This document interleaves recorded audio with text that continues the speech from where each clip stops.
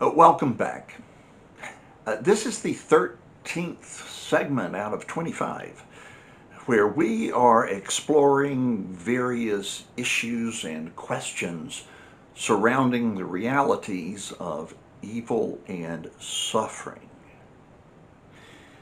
Now, when we study the Bible, we can glean at least 7 responsible responses to evil. These are responses that followers of Christ are expected to incorporate into their thinking, into their lifestyle, into their interactions with the people and the world around them. They aren't suggestions, they're commandments. Now, if you're not a follower of Jesus, let me suggest that you give serious consideration to these responses because they're healthy. When it comes to your mental health, your spiritual health, your emotional health, your relational health, these, I'm convinced, are key components to staying healthy. Now, the first of the 7 responses that we looked at had 3 components to it: self examination, repentance, and hope. The next 2 responses to evil are non participation and opposition. When we encounter evil, immorality, sin, non-participation means we do not participate. We take no part in lying, cheating, stealing, killing, whether it is the killing of someone physically or, more likely, the assassination of their character and their reputation.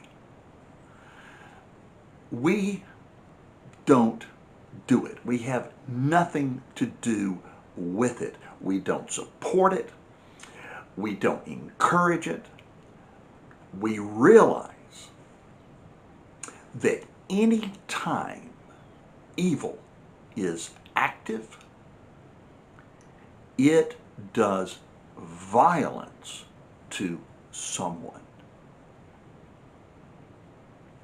Now, the key to non-participation in evil and the perpetuation of violence is a rock-solid, unwavering, non-negotiable commitment to truth. Truth.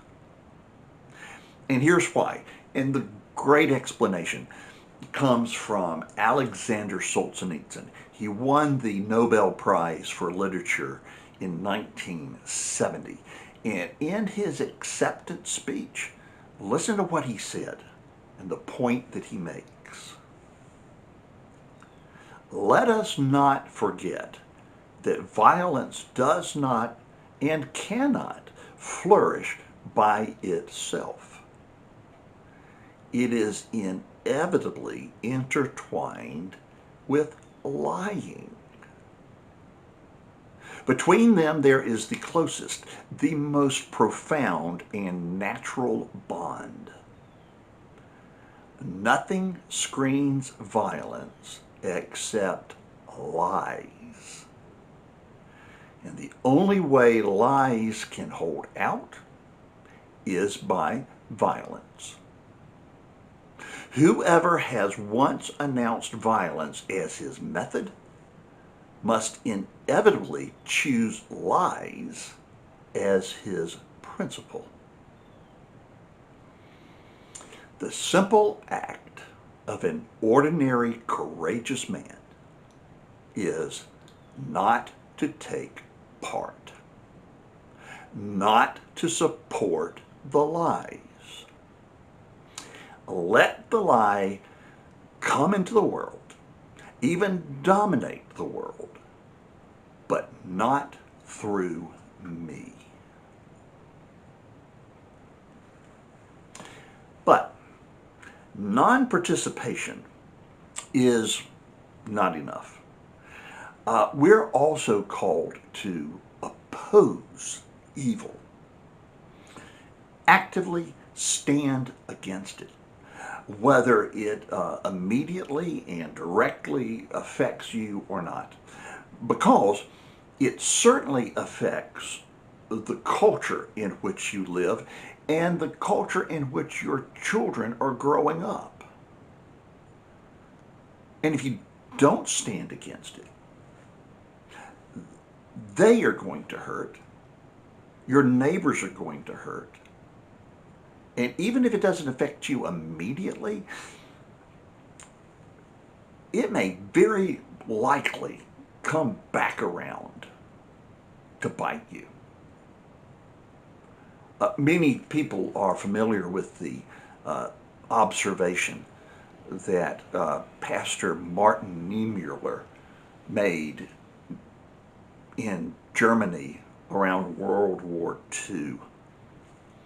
And he said, in Germany, they came first for the communists, but I didn't speak up because I wasn't a communist.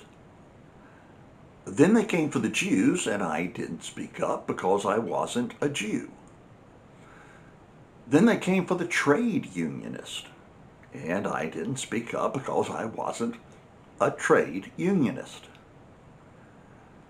Then they came for the Catholics, and I didn't speak up because I was a Protestant. Then they came for me. And by that time, there was nobody left to speak up. Now, what Niemöller is addressing took place on a rather grand scale.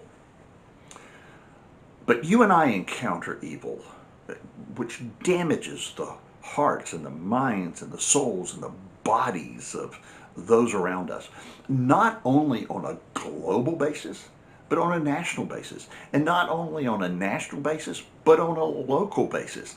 And not only locally, but in our own families.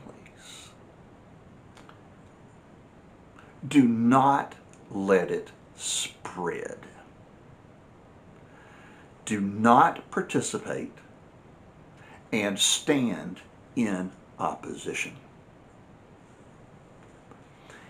If we do not do this, if we do not refuse to participate, and if we do not stand in opposition, then we share some of the responsibility, some of the guilt for the evil that is in our world.